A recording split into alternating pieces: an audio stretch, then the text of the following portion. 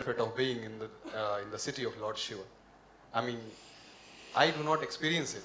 Are we being benefited directly or indirectly? I will need a few minutes for this, okay? As all of you already know probably, the word Kashi means a tower of light. When we use the word light, we use the word light for many things in human life simply because of the nature of our visual apparatus. You have a sense of hearing, sense of smell, sense of taste, sense of touch, and you have sense of sight.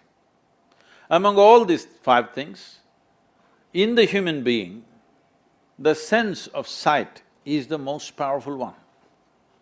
How much life you drink through your nostrils, through your taste, through your touch and through your ears, and how much life you drink through your eyes is very, very disproportionate. Suppose you take a dog or any other carnivorous animal, he runs his life through smell, you know. He finds his food that way, he finds it mate that way, that's how he finds his way wherever he wants to go. For him, sense of smell is dominant. But for a human being, sense of sight is so dominant that our sense of sight functions best when there is light. So whenever we see something, we say, it's light.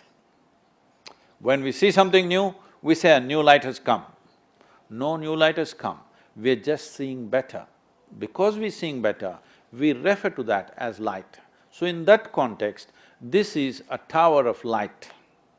This means they built a machine. I'm calling this a machine because you're in the university. Essentially, it's called a yantra.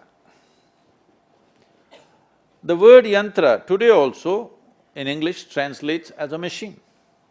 Why do we build a machine? Say, because we are able to walk, we came up with a bicycle. When we got tired of walking, we came up with a bicycle. Why? Because we are able to locomote, but now we want our locomotion to be far more effective, so we came up with a bicycle, then we powered it, it became a motorcycle, then it became an airplane, then it became many, many things. But suppose you were made like a tree, rooted to one place, would you have thought up a bicycle? Would you? No.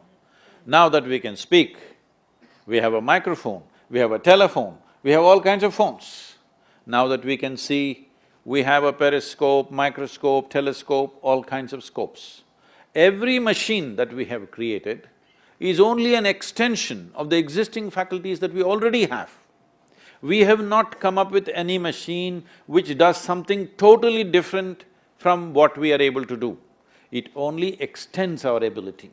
Because we cannot create a machine which does something different because we don't know what the different is.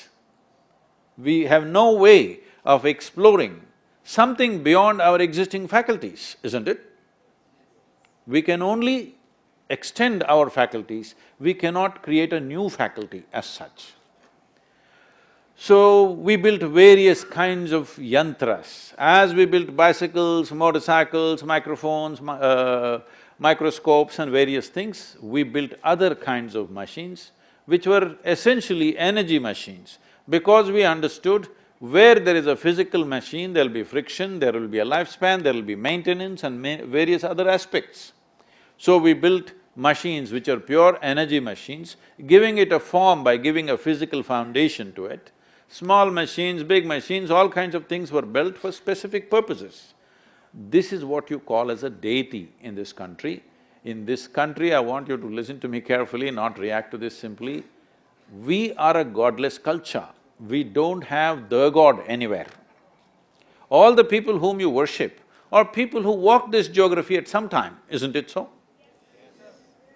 We worship them, not because they dropped from the sky, not because they flew in the air, not because they walked upon the water, no.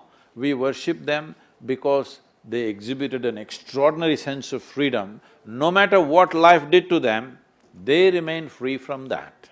You look at their lives and see, their lives are not free from strife, their lives are much more strife than your life, isn't it? Far more strife.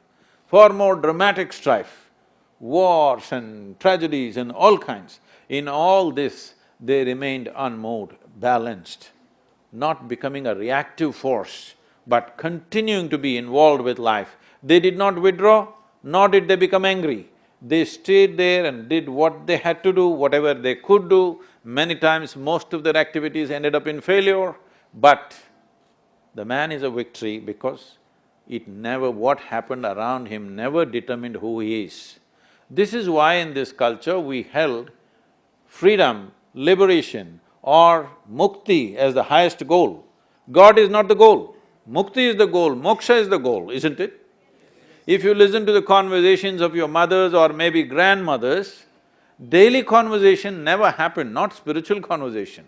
Daily conversation never happened without uttering words like karma, prarabdha, mukti, moksha. This was like everyday conversation, especially in this city. People came here just for that, not looking for God, looking for freedom, isn't it? So, they built this phenomenal machine, but the vagaries of time, invasions, ignorance, various things destroyed this machine or damaged this machine at various levels, but still it's a fantastic machine. It's not in its full flow, but still it is great and fantastic machine. And will anybody benefit from that in being in its umbrella? Of course they will, but we must understand this. Even if the full moon has come up, if your eyes are closed, maybe your blood will surge up a bit, but you will miss the beauty and the whole thing about it.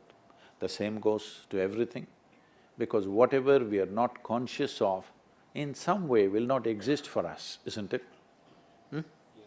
Whatever we are not conscious of will not exist for us, even if it's there in a very big presence. So, are you benefiting from it? Definitely on one level. But are you taking full benefit of it? I don't think so.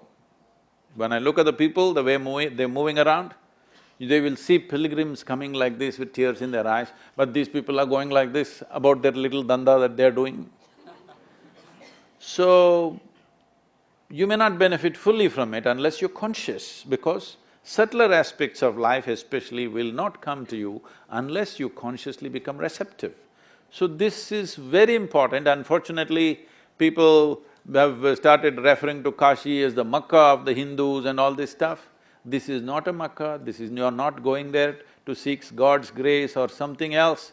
You are coming here because this place represents mukti or liberation or freedom.